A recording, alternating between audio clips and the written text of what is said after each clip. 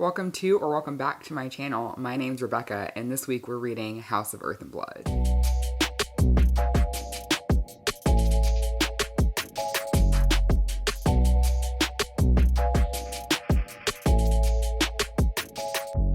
This book is insane. I had plenty of time where I hated it, plenty of time where I loved it, and a lot of time where I was just saying WTF over and over and over again.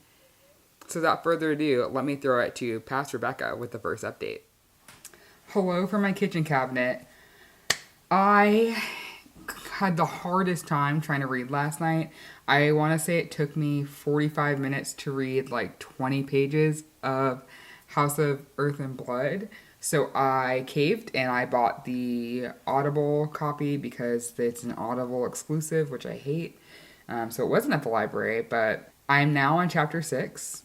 Raise your hand if you've been personally victimized by Sarah J. Maas. Because what the fuck was chapter 5? That was so mean and so soon. So soon.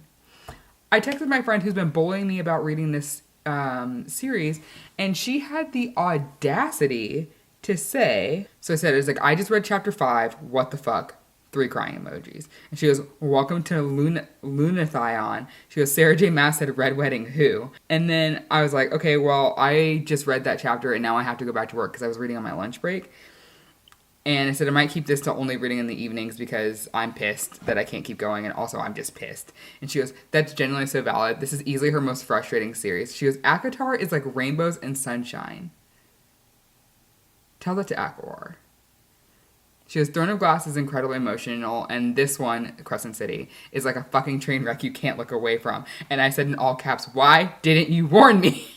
And she goes, I'm sorry, it's still amazing. 5 chapters in. 5 chapters in. For the first time, I say for the first time because I've only read ACOTAR, I didn't give a single solitary fuck about any of the side characters until like halfway through A Court of Mist and Fury. And even then I was like, why am I still reading this? Who cares?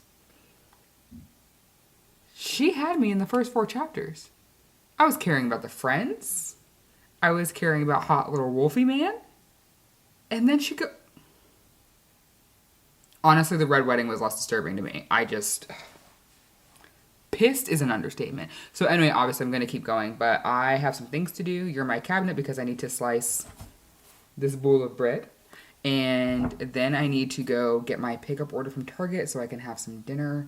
Although I don't want to cook. So maybe it's a Chipotle night and then I cook what I got from Target tomorrow. That's quite possibly what's going to happen. It's also stupid cold outside. So I might run a bath when I come back and then listen to the audio. And maybe soaking in just the hottest water my skin can take will take away the pain of reading chapter 5.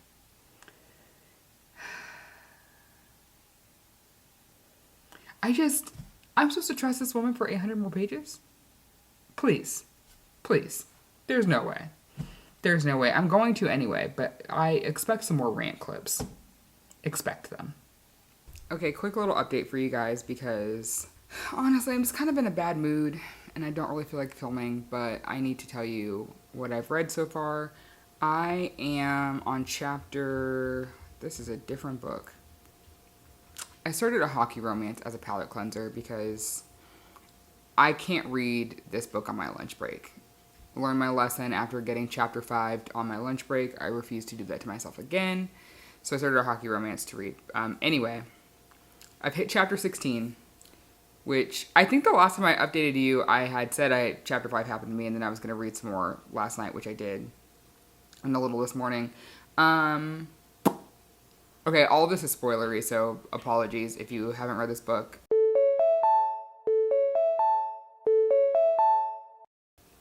I don't know why you're on this vlog. I warned you in the beginning. There was a weird time jump after Danica and Connor and all of them are just absolutely slaughtered. I'm sure I'll understand why later, but it felt really like jarring to see Bryce just 2 years later. She's clearly still like just not even close to being okay. We also meet Rune, who is her brother. No one can know, though, because when she was like 13, she met her father, who is the Autumn Court King. I'm pretty sure. I'm so bad at remembering who everybody is. Anyway, he is a dick. Just an absolute dick. And he won't publicly recognize her. She agreed, I think, to publicly not recognize him. And Rune gets mixed into what's going on with her because the night that everybody gets slaughtered, he came down to whatever their version of the police are when they were investigating and was like, she's Fae, she's in our jurisdiction or whatever, like, back off. And they were like, what's it to you? Like, you're a literal prince. Like, she's half human. And he's like, she's a distant relative or whatever. And I was like, you don't show up like this for distant relatives. And then we soon find out that he's actually her brother. I can't figure out how this is all supposed to tie together. So anyway, he shows up, he's her brother, but like, she wants nothing to do with him because of some fight they had years ago, and we don't know exactly what that is. We just know that he regrets whatever happened during that fight. She doesn't want to see him. And that same night, it's like the 2 years later, she's in a club, the same club she was at that she got absolutely wasted at the night of the murders. She's in that club again, but this time for work, because the art dealer she works for, she brokered her deal on some pieces of art, and this vampire guy wanted to be really showy about getting it while also like acting like he was doing like something clandestine. So he meets her in the club to pay an ungodly amount of money for this painting or something, or sculpture. Buys it off her, thinks that because he's spending all this money, he can also have her, and she's like, ew, no, thank you. Her brother shows up, and because he is who he is, as soon as he steps into the VIP section of that club, she's able to like distract him enough to like slip him, and then she talks to her brother for a little bit, and then she goes home. Well, vampire guy ends up dead, but he ends up dying in the same way that the wolf pack died in chapter 5. So now the Angel police guys are back involved, and they want Bryce's help in figuring out who is conjuring, or yeah, I guess you conjure a demon, right? Yeah, so who's conjuring this demon from the depths of hell or whatever. And they also like low-key think she might be a suspect, but they're not sure. So like they're trying to keep her close essentially. And so that's where we're at. But then also Rune is watching over her because there's some summit that's happening, and his dad, and I guess technically her dad is like, you need to make sure she's laying low and behaving because all eyes are going to be on the summit, and you also need to get married because we need to solidify our allies, and there's a war brewing, and fantasy politics. So at this moment, I'm at 181 pages in, and technically like nothing's happened since chapter 5. It's just been a lot of laying of that kind of groundwork. So I imagine over the next 10 chapters or so, more things will happen. So I'm going to eat some dinner, listen to the audiobook for a while, and I'm going to try to update you guys tonight instead of making you wait a whole 24 hours for my answer, because it's only 6:30 p.m. and I don't have plans really to do anything but maybe some crochet or knitting and dinner, because like I said, I'm kind of in a bad mood. I'm feeling really like I've been just tired all week. Cramps are on 1,000, and I just want to chill out. It's Thursday night. Why not? I don't care yet. I'm trying so hard. No, I'm not. Every little thing today is frustrating me, including this book. I sat through like 3 chapters of her saying the word alpha hole like every other sentence, which like, why? Why? There's no reason. I like Bryce enough, but I feel like she's also low-key like not doing anything yet.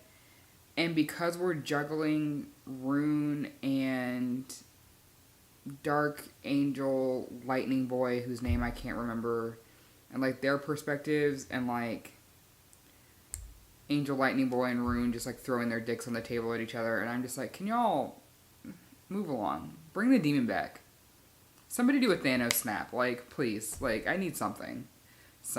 I just don't care yet. I thought she made me care in the beginning, and honestly, the event happening in chapter 5, like, that really took the wind out of my sails.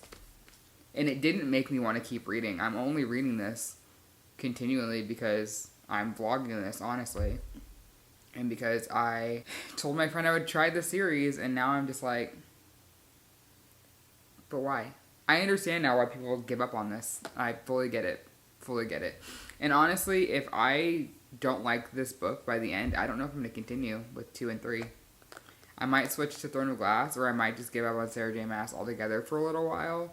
I had already planned to not touch Throne of Glass until I was at least 2 or 3 months removed from this read, because it's hard not to compare them, number one. So, like, I don't want to do that and, like, unfairly judge a series. Like, I finished Silver Flames in December. Ideally, I would have finished that when I started it back in, like, October, but that book was so goddamn long for no reason. And I was having such a bad time, like, halfway through, that I just put it down for a month and a half. And I feel like the same thing's happening with this. And these books are 800 pages each. It's not like with, like, you know, when you read something else, like, I'm a big romance reader, so, like, if I'm reading a really mid-hockey romance, one, I'm more likely to just DNF straight up, because if I'm at, like, you know, page 90 and I'm still not feeling it and it's only 300 pages, then why would I keep going? But if it's something where, like, a friend's like, no, you're really gonna like it, you know, this thing happens at, you know, this percentage marker, and they don't tell me, but they'll be like, a thing's gonna happen at this mark, and if you still hate it after that, then, like, DNF. But the problem is that when you get notes like that for people with books like this, it's like, well, wait till you get to page 400. I'm like, I'm halfway through at that point. What? Why so late? You know? So I'm hoping that I've texted a couple of friends asking, like, at what point did you start to care about Crescent City when you were reading it? At what point did it become compulsively readable? And should I hang on?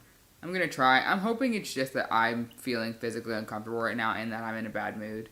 So I think I'm going to put this down for the rest of the night, and I am going to go read that hockey romance I mentioned earlier, and maybe use that as a palate cleanser, and then give this another shot tomorrow.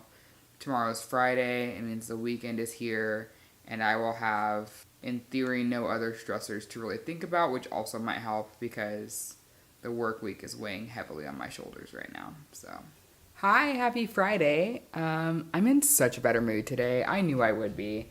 Today at work was not nearly as terrible as the last few days have been. I got approved for a couple of ARCs I was looking forward to. I won a Goodreads giveaway. Like, who wins those? I didn't think people actually won those. Yeah, I don't know. Tonight's going really well. I am watching Katie's reading sprints, and I'm actually reading while we're sprinting, which is crazy. Have not done that the last few times. But I have made it to chapter 28, almost to 29 in Crescent City. Got the audiobook going. And I'm starting to feel invested again. We have, let's see, what has happened since I last updated you? We're focused more on Bryce again, but now Hunt is, that's his name, right? Hunt? Yeah, Hunt Athalar.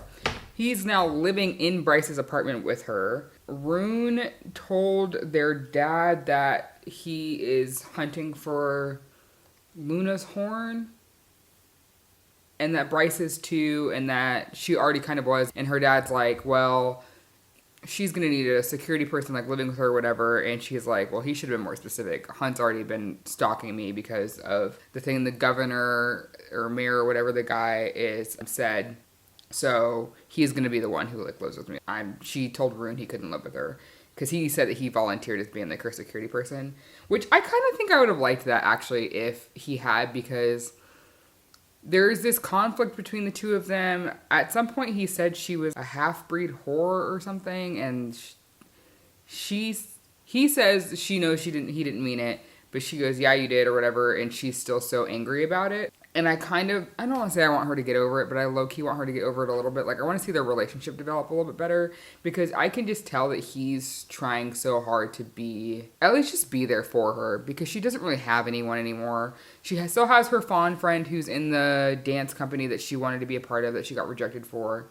Connor's brother is still alive. He was not with the pack at the apartment when they all got murdered, but he's in a different wolf pack now.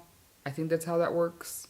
He's in a different patrol pack because obviously the one he was in is no longer. But he hasn't shown up, so I don't think they're close, maybe, or talk. I don't know. He's not really a part of this so far, but I'm only 288 pages into an 803-page book, so maybe that'll change. What else is going on? Hunt's figured out that Bryce isn't just a party girl, and she admitted to him that she doesn't think that he's an asshole, even though she accused him of being an alpha hole, and then went on this whole rant about what that is, and he's like, "Who? What are you talking about? That's not who I am." So they both have misjudged each other, and now they're starting to warm up to each other.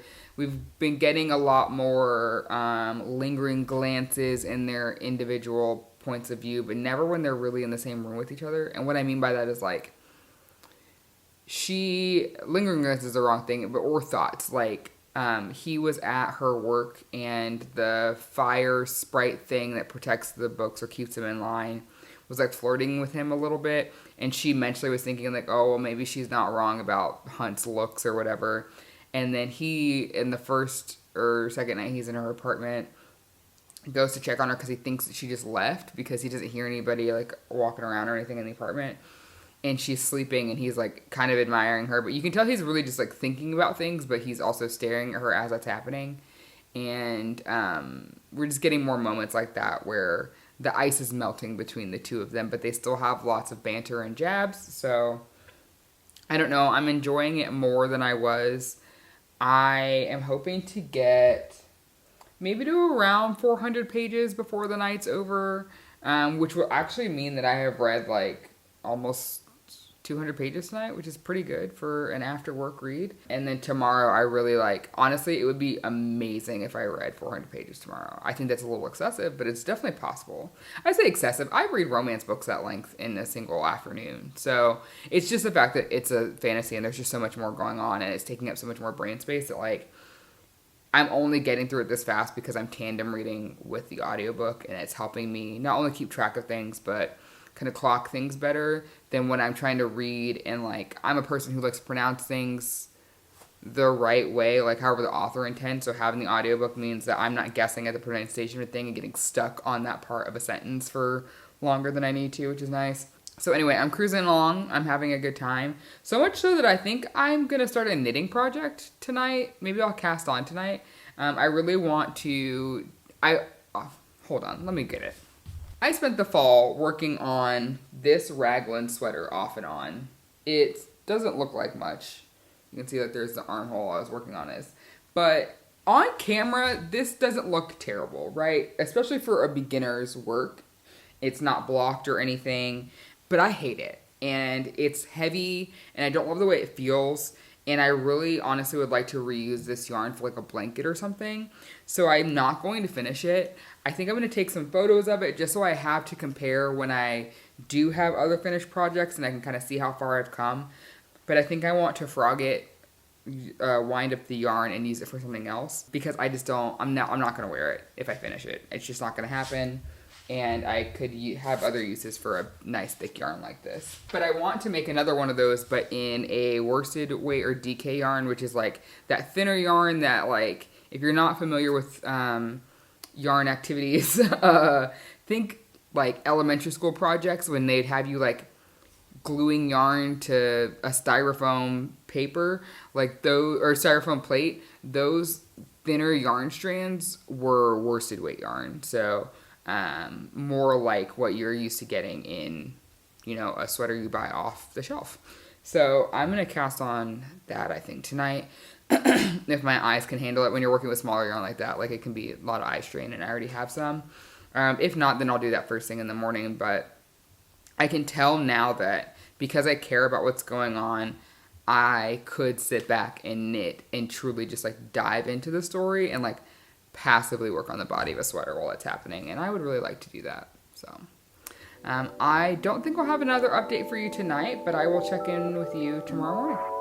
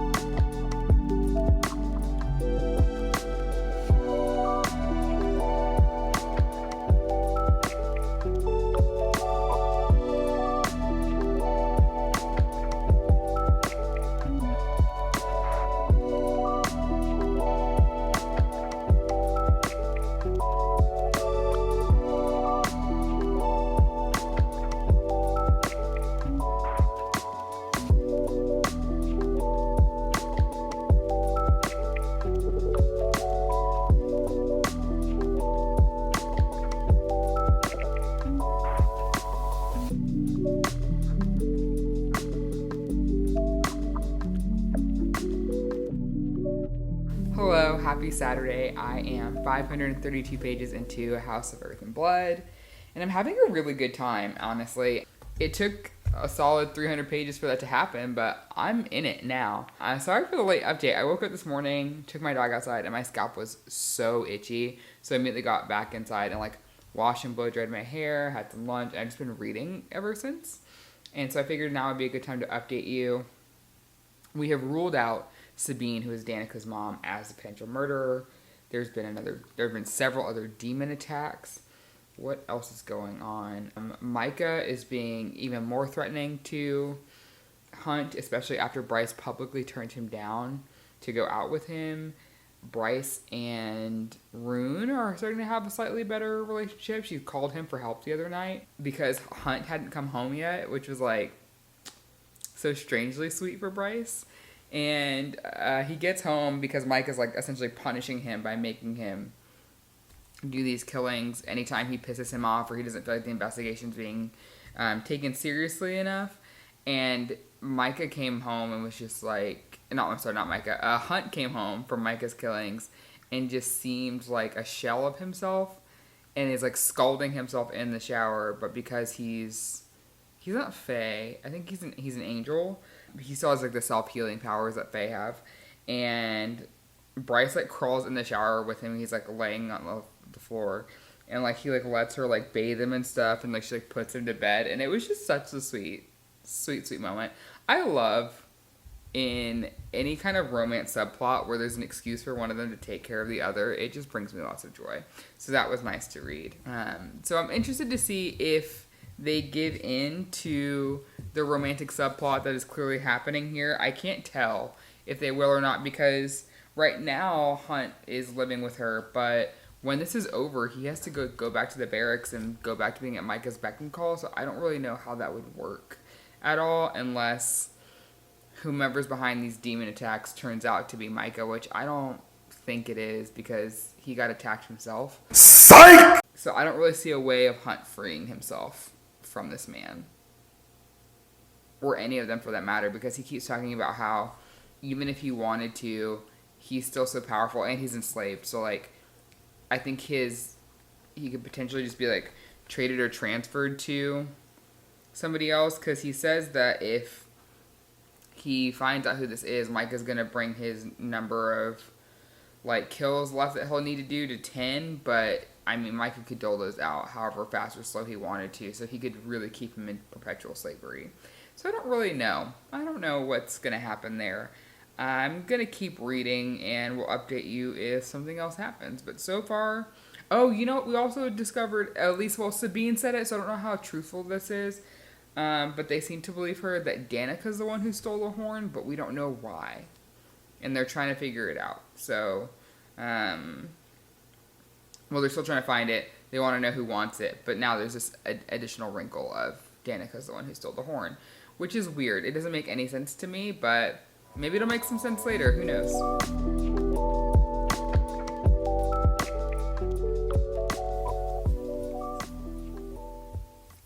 They took his wings for what essentially was a bar fight. If Sabine doesn't die a terrible, painful death, I will be so upset. I need her to die slowly. She's the worst. Honey, you've got a big storm coming. Y'all are some hoes for not warning me that this man was a fucking idiot.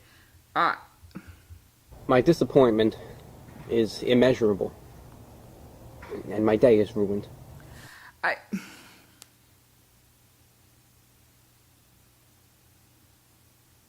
That was not the way. Oh my god. Oh my god. Ugh. Okay, I'm so hurt on Bryce's behalf. And I now no longer feel bad that man got his wings cut off. Ugh. I am also sick for Connor and the rest of the pack for dying like that over Danica's fucking drug addiction. What the fuck? What the... I think I now understand why people hate this. Because I just read ACOTAR, where we spend 5 fucking books looking at this delightful found family coming together, loving each other, fighting evil over and over again. Will you stop, Frankie? Fighting evil over and over again. And yeah, do they make some dumbass decisions? Yeah, sometimes. Sometimes. Absolutely. Is Feyre stupid for like half the time? Absolutely. Don't get me started on Tampon. Hate that man. But it's all worth it in the end. Arguably. This? I'm on page 609 and I'm only not going to stop reading because I'm already on page 609 and I may as well just get to page 800 at this point. But what the fuck? What the fuck? Something good better happen in these last 200 pages or I will riot.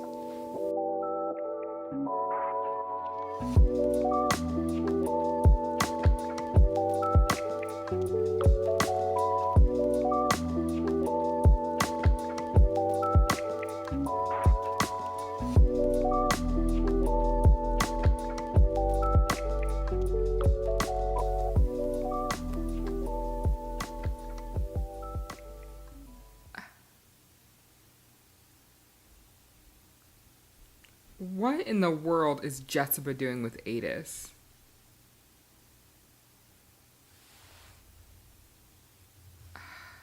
That woman is so mysterious. Wow. Wow. The last 200 pages of that book were insane. Frankie, stop scratching. Absolutely insane. Everyone now knows that Bryce is the Autumn King's daughter. She has more power than fucking everybody. Hunt is free. I can't believe she made that drop alone and made it back. That she's like... The last 200 pages of that book was insane. What are words? Oh my god. As you could see from the clips before, I just sat here with my mouth open for like the last hour and a half because... What the fuck? I have never been so happy to see 2 archangels just be completely obliterated. Well deserved. I still don't like Sabine, but I have a little more understanding for her points of view that she's had throughout the book, with the exception of her calling Bryce trash. That was uncalled for. But it now definitely feels more of like grieving mother than just evil bitch. So there's that. That was insane. I have no words. Wow, what a ride. That's one thing you can say, whether or not you like Sarah J. Maas's books, she takes you on a ride for those last 250 pages every single time. Every single time. Like, you'll spend 600 pages going like, what is this shit? And then the last 200 pages, you're like, oh, this is what I signed up for. This is it. So I'm definitely going to start House of Sky and Breath. Not tonight. My brain is just insane. So, wow. Okay. You know what? I'm going to let this all marinate in my head. And then I'm going to pop on here tomorrow morning to close this out and give you my final thoughts. Well, I survived reading House of Earth and Blood. As you saw last night, those last 200 pages turned my brain into a puddle, and I just couldn't anymore. I crawled into bed, watched some YouTube videos, and then passed the fuck out. But this morning, I've collected my thoughts for the most part, and realized I did a terrible job updating you with what was going on in the book yesterday. So Danica killing her pack wasn't true. That actually was Micah, the archangel who Hunt was working for. And initially, I had him out of the running for being the one behind all of the chaos, because he nearly died himself because of that demon attack, and that started everything. But he was so evil, he would have died for his cause. And he did, but not in the way he wanted to. Let's see, what else? Ethan comes to Bryce's rescue in the end, which is great. He was Connor's brother. And I hope we get more of him in House of Sky and Breath, because Bryce needs more people on her side. Because at this point, it's Fury has kind of come back. She has Hunt, and she has I can't remember the Fawn's name, who's we find out has been dating Fury this whole time. Anyway, she kind of has her, but she has her dance, so I don't know, but she could use more people. And I think Ethan could use someone who knew his brother, even if he's not so sure about that. Wow. I'm hoping we get more found family vibes in the next book too. I think that's part of the reason I struggled with this one so much, is I thought there was that at the beginning and then it was all ripped away.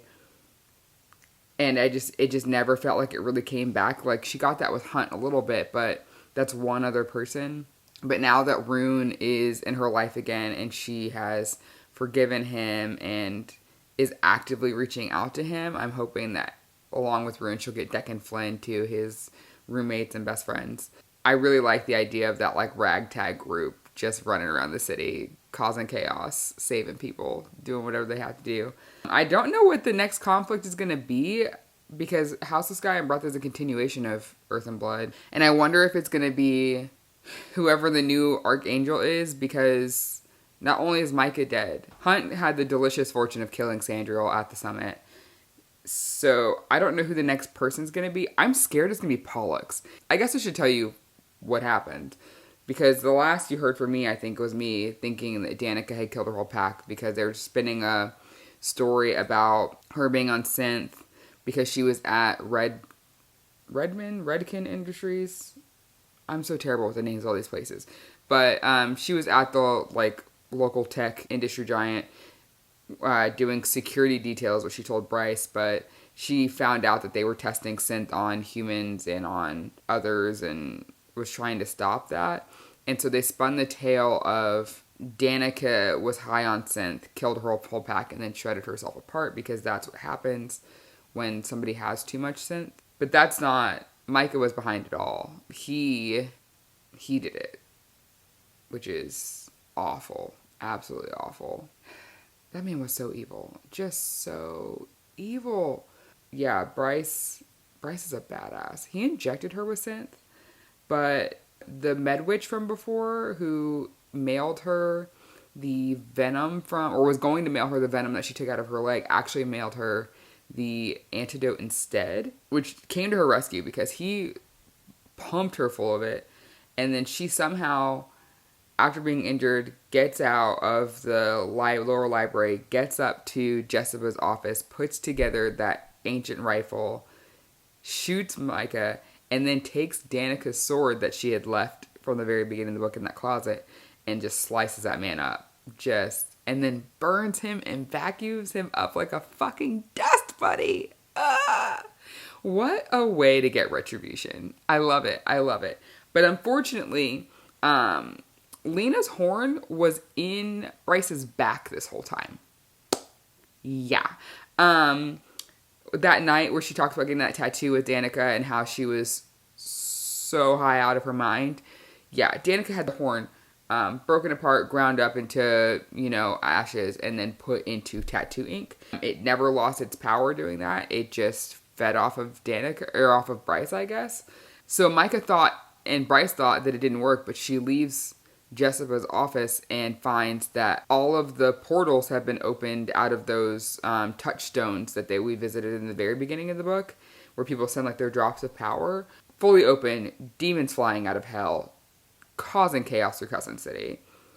And Bryce, being the bad bitch that she is, takes all the available guns to her, the knives, Danica's sword, and is marching through the city towards where the humans stay, slaying demon after demon after demon.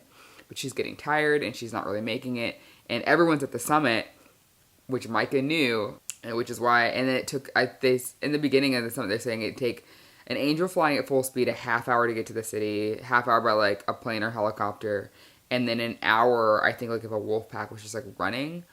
Fortunately for all of them, Fury had her helicopter there and flew them all back to the city. But it was nuts. Absolute chaos. Ethan led the wolf pack away from where they're supposed to be staying. Bless him for ignoring Sabine's directions. and taking his whole wolf pack to where the humans stay and helping Bryce get them into the shelter. But at the end, him and Bryce are running toward the shelter as the doors are closing, and they're automatic doors. And she falls behind him on purpose and like shoves him through so he makes it. And then she's just out there with the demons, which is kind of nuts. But she finds her way to one of those touchstones. And what we didn't know until just now is that Bryce has the starlight power that Rune has, but she has a fuck ton of it. And she unleashes that starlight, and it blinds all the demons, and they're running away because that light is their greatest fear. And she decides that she's going to do the drop and attempts to like make herself immortal at the time, but you're supposed to be anchored by another person, and she has no anchor. So she does the drop, and she finds Danica at the bottom with whatever little bits of power Danica reserved, knowing, I guess, maybe that someday Bryce might try to visit her in whatever that underworld island thing is that they send people across the river to. And Danica helps her. And she makes it back. But like while all of that's happening, the reinforcements have come back from the summit. And Hunt drops out of a helicopter like a fucking Marine. Lands on top of her as the Asteri. They had sent tanks to essentially destroy the city, not with hopes of destroying it, but to end all the demons that are there, but then also low-key to take care of Bryce because she's a threat to them with her power. So Hunt drops out of the sky like whatever, just a bat out of hell, just drops down, covers her. The Asteri's tanks are sending nukes through. He just gets decimated. Wings gone again. He just regrew them. Arms are bloody stump. Legs are gone. Just a shred of just... Ugh. And he's like barely alive when Bryce wakes up and she's like, how am I? I'm breathing. How am I moving? What is going on? So that's when she decides to go over to the touchstone to try to make the drop. And she's calling out for somebody. And that's when she hears Danica. She makes the drop and gets down there, and then Danica's like, I can't truly anchor you because I'm not alive, but like you can do this, talks her through it, and she like races up the proverbial tunnel and comes back to life, and then blasts the fuck out of the rest of the demons and closes the gates to hell, the portals to hell, which is wild. And then she and Hunt go back to her apartment, and they're about to, you know, get it on. And then, of course, her mom calls in that moment because her mom's spidey senses are just like... And she's like, you just saved a whole fucking city. Used your starlight. Nearly died, and you didn't want to tell me you were alive, which, fair. And she's like, sorry, Mom, whatever. And in that same time, Hunt gets a call from Isaiah. I think it's Isaiah, the other angel that he worked with. And he's like, holy fuck, I'm in charge now, and none of the angels are listening to me. Like, get over here and help me. And he's like, okay. He hangs up with him and realizes that the tattoo on his wrist, the SPQM tattoo, is disappeared. And it disappeared because the Asteri just granted him his freedom. And they're on the phone with Bryce explaining to her, like, essentially doing that polite threatening thing that authority figures will do where they're like, essentially like, glad you did what you did for the city. No one can ever find out about this. We just gave you the ultimate gift. And she's like, no, you don't need to. He's like, it's already done. And I hope that this gift is a token of whatever. And you realize the gravity of the situation, essentially. And he's like, do I need to call your mother? Do you think your mother needs to know about the gravity of the situation? And she's like, no, she has no idea about any of the details of what happened. He's like, good, it's gonna stay that way. And you're like, oh god, bro, like chill. Like, she's just happy to be alive right now. Like, you don't need to threaten her like this. But he does. Oh, I forgot a major detail. Queen Hypaxia, bad bitch of them all. So not only was she the med witch earlier that figured out how to make the antidote to sin, but when they're at the summit and Hunt is like giving all these orders, trying to get reinforcements to Bryce because they're like watching on the live feed that she had Jessica's live stream through the summit so they could all see Micah's evilness. They're also just tapping into like the city cameras at this point as Bryce is like running around like He-Woman, just like killing all the demons. And something passes through them, and I don't really understand like the rules behind this, but Queen Hypaxia removes the like halo tattoo he had on above his brow, which I think just removes his link to whoever owns him, but she couldn't remove the SPQM tattoo, which is how he was able to kill Sandriel, because she had removed that, so he was no longer owned by her. But I don't fully understand. So maybe we'll get... I want more Queen Hypaxia in the next book. I hope we get her. She's a baddie. She is a baddie. So with all that rambling, the bad people are dead for the most part, but Pollux is still alive, and I don't know where he is, and I'm sure he's going to rear his ugly, evil head. The Asteri are very aware of who Bryce is. Her dad knows about her power now, and that she's more powerful than him. Rune knows, but Rune's like, I don't care, you're my sister, like, why would I care more about that than you? And they have a cute little moment together. But now, basically everyone who's at that summit now knows. Well, not everyone who's at the summit. Everyone who was left in the room after all the reinforcements left know about Bryce's power, who she is. I guess everyone kind of knew that she was the king's secret daughter. But it was reinforced at that moment if you weren't in the room with Sandriel before. Yeah. I wanted, you know what I wanted? I wanted this kind of the whole time. I love a good balance of a political fantasy with some thrilling aspects with a sprinkle of romance. The romance, right amount for me. It was perfect amount of romance for me in this. So what I'm hoping in this next book is that we get a lot more found family. We get a little bit more of Hunt and Bryce. I don't want it to be too heavy into them as far as them romantically, but would love some more of their just like general banter and like the way that they support each other, because Hunt's going through a major life change now of he's no longer owned by anyone for basically the first time in his life. And then Bryce is obviously has to figure out, like, I imagine has to figure out if she's going to still work for Jessica or not, how she's going to deal with what people knowing about her means, because it's not like the general city knows, but her dad obviously now knows, dealing with the repercussions of that and like how it affects Rune. And I don't know, there's a lot of room for a lot of things to happen here, and I just hope that it goes well, or as well as it can be, because Sarah J. Maas loves to hurt my feelings. And I now understand why you guys freak out over that quote that is, my friends are behind me, I will protect them. My friends are with me and I am not afraid. Baby Lahaba. Oh, I'm gonna miss her. I enjoyed her squeaky little moments in the audiobook. And her naming just an angel of death, naming him Athi. Oh, sweet baby Lahaba. I'm gonna miss her. So, that's all I've got for you. Is House of Sky and Breath gonna tear me apart? Am I gonna have a bad time? Somebody tell me in the comments. Don't spoil anything. This is my first time reading it. But my hope is that I finish reading this. I say finish reading this. That I finish House of Sky and Breath through this coming week. Have the next vlog up next weekend. And then that following Tuesday is the 30th. Which is when House of Flame and Shadow comes out. And I have that ebook pre-ordered. So we're in for a fantastical little time. So with that being said, thank you so much for joining me. And I'll see you in the next one.